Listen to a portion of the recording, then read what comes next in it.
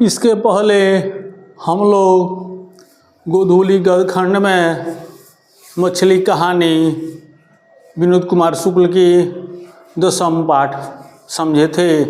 आज हम लोग गदखंड में ही 11 नंबर पाठ नौबत खाने में इबादत समझेंगे। इसके पहले भी आप लोग बहुत कुछ देखे हैं सुने हैं हमारे वीडियो को। अगर आपको पसंद आता है तो लाइक करें, सब्सक्राइब करें, शेयर करें, इसको फैलावें। मैं पहले भी कह चुका हूँ, आप इसको जरूर पढ़ेंगे तो ज़रूर एग्ज़ाम में अच्छा अंक पाएंगे। आप क्वेश्चन बैंक से मिलाकर कभी भी इसको चेक कर सकते हैं कि सभी परीक्षाओं में ये टचिंग किया है कि नहीं किया है। आइए तब हम नौबत खाने में इबादत समझें। नौबत खाना क्या होता है, इबादत क्या होती है। तो नौबत खाना कहा जाता है जहाँ आदमी बैठकर अपना काम करता है, जिस जगह पर घूम फिर कर चाहे बैठ कर, वो होता है नौबत खाना। और उसी जगह पर अपनी पूजा पाठ भी करता है तो उसको कहा जाता है इबादत उर्दू भाषा में। जैसे हम लोग अपने विद्यालय में बैठकर पढ़ते हैं तो हम लोगों का वो है कि नौबत खाना, और हम वहीं पर अपनी साधना करते हैं, पूजा करते हैं, तो हो गया इबादत। तो सेम वही चीज़ें हैं। तो नौबत खाने में इबादत केंद्र में आपको शहनाई सम्राट बिस्मिल्लाह खान है। बिस्मिल्लाह खान का जन्म 1916 ईस्वी में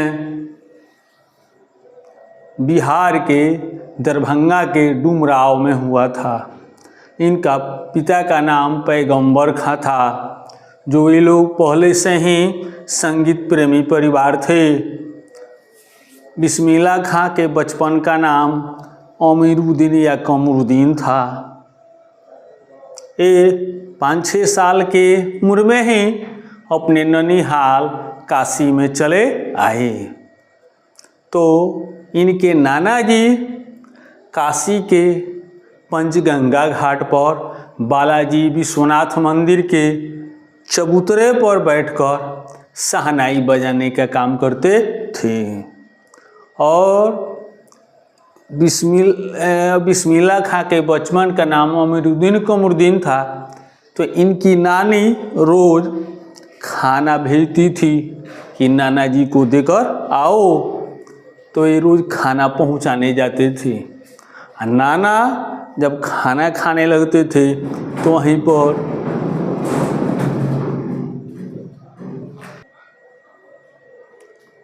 खाना खाने लगते थे इनके नाना, तो ये बांसुरी को उठा लेते थे, बांसुरी नहीं शहनाई को उठा लेते थे और वहीं पर बजाने का रियाज करने लगते थे। तो रोज़ का काम था इनके नाना का खाना पहुंचाना और शहनाई बजाने का प्रयास करना, रियाज करना। यही क्रम चलता रहा। तो नाना का जब ये खाना पहुंचाने आते थे तो नाना जी को जो शहनाई बजाते समय कुछ पैसा लोग देते थे, तो उसमें से कुछ पैसा देते थे बिस्मिल्लाह खां को। और ये रास्ता में जाते थे तो कुलसुम बेगम थी हलवाई, वो पकौड़ी छानती थी, प्याज की पकौड़ी, बेसन की पकौड़ी। तो वहीं पर ही देखते थे प्याज और बेसन को जब छोड़ती थी गरम तेल में तो छन छन की आवाज़ होती थी। तो इनके दिमाग में भी छन छन की आवाज़ होती थी। और खाना पहुंचा कर आते थे। उसी रास्ते में 2 नाचने गाने वाली नर्तकियां थी। इसका नाम था रसूलन बाई बटुलन बाई। तो जब ये नाचती गाती थी तो दीवार के ओट में खड़े हो जाते थे, गीत को सुनते थे, सुर ताल मिलता था तो इनके दिमाग में भी आता था कि मैं भी शहनाई बजाऊंगा। वहीं से कुलसुम बेगम से और रसूलन बटुलन बाई से इनको संगीत साधना की प्रेरणा मिली। अब इनके नाना जब मर गए तो उसी बालाजी विश्वनाथ मंदिर के चबूतरे पर बैठकर ये बजाने लगे।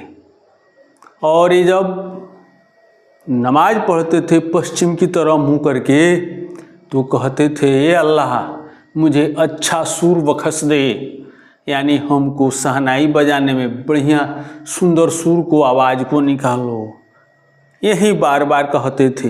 ये बहुत सुंदर बजाते थे और यही दुआ मांगते थे अल्लाह से। तो ये कहीं भी गए विश्व में शहनाई प्रतियोगिता हुई तो भारत की तरफ से गए। सब दुनिया भर के शहनाई वादकों को इन्होंने हराया और शहनाई सम्राट बन गए। तब शहनाई की बात आती है तो बिस्मिल्लाह खां याद पढ़ते हैं। और जब बिस्मिल्लाह खां याद आते हैं तो उनकी शहनाई याद आती है। कभी इनकी शिष्या ने पूछा था, बाबा एक फट्टी तहमद क्यों पहनते हो? बड़ा कुर्ता होता है यहाँ तक गोल में गला में, उसी को तहमद कहा जाता है, फट्टे क्यों पहनते हो? तो इन्होंने कहा था, बिटिया कि इसी तहमद ने हमको इस ऊंचाई तक पहुंचाया है, इसलिए मैं इस तहमद को पहनता हूँ। अगर तुमको तकलीफ़ है तो इसके बाद से मैं पहनना छोड़ दूँगा। कहीं भी जाते थे शहनाई प्रतियोगिता में तो ये पहले बालाजी विश्वनाथ मंदिर की तरफ मुँह करके बजाते थे और तब शहनाई प्रतियोगिता में भाग लेते थे तो जीत जाते थे। तो जाति से तो मुसलमान थे, लेकिन बालाजी विश्वनाथ के में इनका विश्वास था। और जिस दिन मुहर्रम पर्व होता था उस दिन शहनाई ये नहीं बजाते थे, शांत रहती थी शहनाई। तो मुस्लिम पर्व शहनाई से भी, मुस्लिम पर्व मुहर्रम से इनकी शहनाई जुड़ी हुई है। तो बिस्मिल्लाह खां को भारत का बहुत बड़ा भारत रत्न पुरस्कार मिला।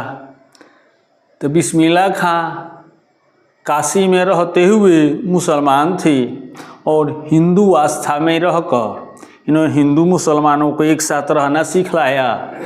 इसलिए कहा जाता है काशी संस्कृति की पाठशाला है, सबको एक साथ मिलजुल कर रहने की सीख देती है। अब आइए हम इसके ऑब्जेक्टिव को देखें।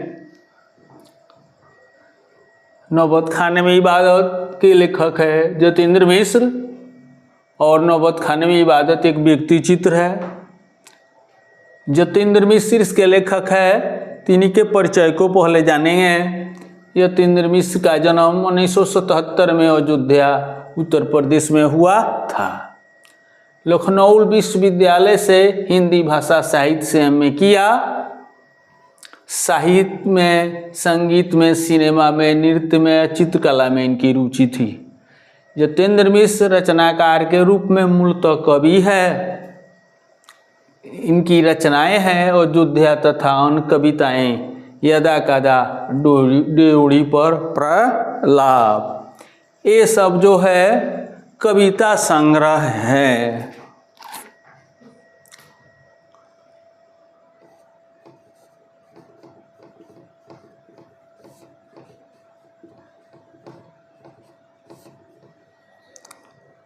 कविता संग्रह है।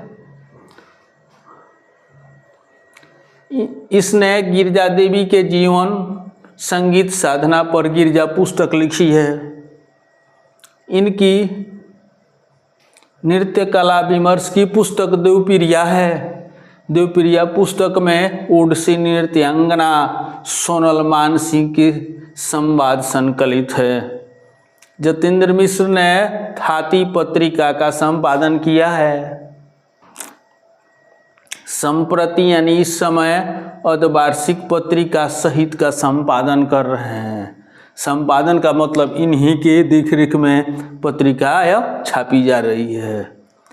विमला देवी फाउंडेशन का संचालन 1999 से कर रहे हैं।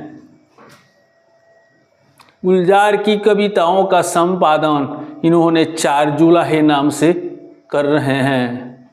नौबत खाने में इबादत प्रसिद्ध शहनाई वादक बिस्मिल्लाह खां के जीवन पर लिखा गया व्यक्ति चित्र है। इसमें उनकी रुचियां, अंतर्मन की बुनावट, संगीत साधना का वर्णन है। बिस्मिल्लाह खां का जन्म बिहार के डुमरांव में 1916 ईस्वी में हुआ था। बचपन का नाम अमीरुद्दीन या कमरुद्दीन था। इनके पिता